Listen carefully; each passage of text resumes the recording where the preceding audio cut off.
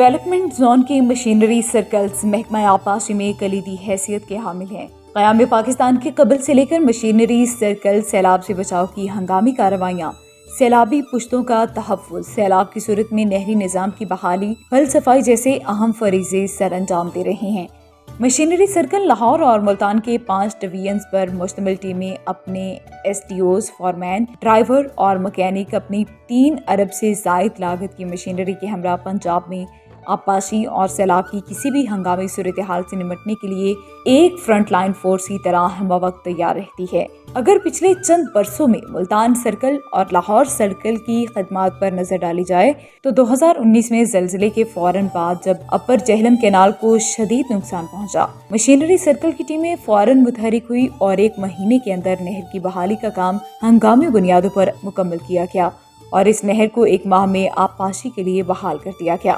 اسی طرح 2022 چشمہ رائٹ بینک کینال سسٹم کو سیلاب سے شدید نقصان پہنچا تو مشینری سرکل ملتان کی ٹیم فوری طور پر میدان میں آئی اور 2 ماہ کے قلیل عرصے میں سارا چشمہ کینال سسٹم کو بحال کر دیا۔ 2022 میں جب شدید سیلاب کے نتیجے میں رمک سے لے کر کشمور تک ڈی جی خان اور راجن پور کا نہری نظام بشمول D G Khan canal, Dajal canal, Qadira canal اور ان سے ملحقہ نہریں بری طرح متاثر ہوئی تو مشینری سرکل ملتان کی ٹیمیں فوری حرکت میں آئی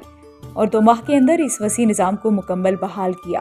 اور علاقے کی زرعی آبپاشی کو متاثر نہ ہونے دیا۔ دوسری طرف کچی کینال اور سی آر پی کے بالائی حصے کو پہنچنے والے نقصان کی بحالی وابڈا ابھی تک نہیں کر سکا۔ علاوہ ازیں چرر ڈرین اور لاہور نہر کی بھل صفائی مشینری سرکل لاہور کی ٹیم نے بڑے احسن طریقے سے سر انجام دی۔ 2023 میں ستلج کے سیلاب کی صورت میں سلیمانکی کے پشتوں کی مضبوطی کا بیڑا اٹھایا تو اسے بھی مشینری سرکل ملتان کی ٹیم نے بخوبی سر انجام دیا۔ ہیڈ سلیمانکی کے رائٹ اور لیفٹ مارجنل بندوں پر بھی پر وقت مکمل کام کیا گیا۔ 2024 کے سیلاب میں مشرف فلڈ بند اور ڈرین پر کام کی ذمہ داری پڑی تو مشینری سرکل ملتان کی ٹیم نے شب و روز محنت کر کے شدید بارشوں کے دوران کام کرتے ہوئے رجحان شہر کو سیلاب کی زد سے بچایا۔ یہ ایک ایسا کام تھا جس پر وزیر اعلیٰ پنجاب نے کیبنٹ میٹنگ میں محکمہ آبپاشی کی ٹیم کو خراج تحسین پیش کیا اور مقامی کسانوں نے بھی محکمہ آبپاشی کے کام کو سراہا۔ اسی طرح بہاول نگر میں لاہورہ ڈیچ ڈیفنس بند پر کام ہنگامی بنیادوں پر شروع کیا گیا۔